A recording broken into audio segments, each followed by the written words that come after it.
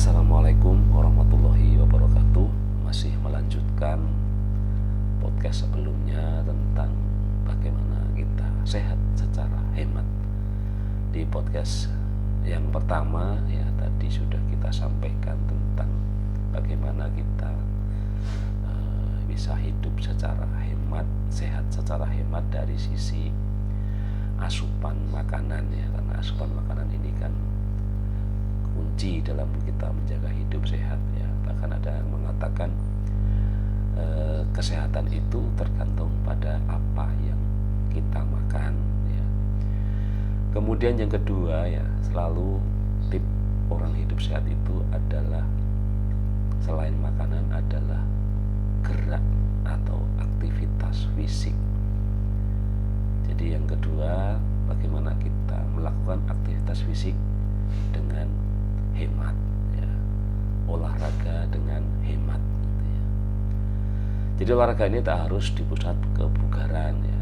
Asal ada komitmen, kita bisa rutin berolahraga secara mandiri yang tentunya lebih murah. Bangun lebih pagi, olahraga lari atau jalan-jalan kaki di sekitar rumah sekitar 30 menit sudah cukup ya. Ada juga bisa di rumah seperti yoga atau olahraga otot seperti sit up atau dan push up ini yang masih muda-muda ya. Setelah berolahraga Anda dapat sarapan dan beraktivitas lainnya ya.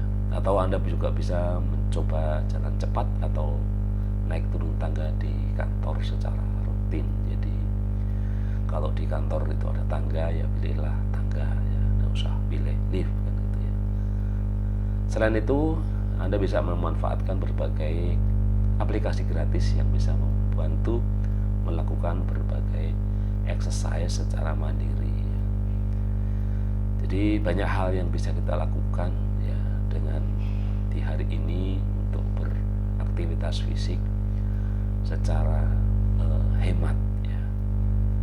Nah, saya sendiri yang terus saya lakukan alhamdulillah sudah bisa mempertahankan perilaku itu hampir 1 tahun ini ya, dengan rutin berjalan kaki ya. Jadi jalan kaki aja gitu ya, karena merasa itulah yang paling mungkin kita lakukan dan bisa dilakukan di mana saja gitu ya, termasuk juga ketika kita ke kantor gitu ya, atau untuk kita ya ada keperluan kemana-mana. Ketika itu bisa kita lakukan dengan jalan kaki, waktu kita ada ya lakukan dengan jalan kaki gitu ya. Kemudian yang ketiga ya, jangan lupa istirahat yang berkualitas ya. Pastikan kita beristirahat cukup dan berkualitas ya. Kesibukan dan banyaknya waktu yang dihabiskan di perjalanan bisa diatasi dengan menjalani istirahat yang berkualitas. Ahli tidur dan kecantikan Dr. Michelle Breusch seperti tuliskan di Republika menyebutkan melakukan aktivitas ini sebelum tidur ya. Hentikan memikirkan pekerjaan ya. Jangan lihat email, lihat WA, lihat ponsel dan hal lain yang bisa membuat tidur Anda tidak nyenyak. Jadi sangat keliru sebenarnya kita di tempat tidur membawa HP ya. Itu harusnya memang harus kita singkirkan ya. Namanya tidur ya jangan bawa HP ya. Selain itu Anda juga disarankan untuk melakukan meditasi relaksasi sebelum tidur ya. Satu lagi ya, jangan ngopi di malam hari ya.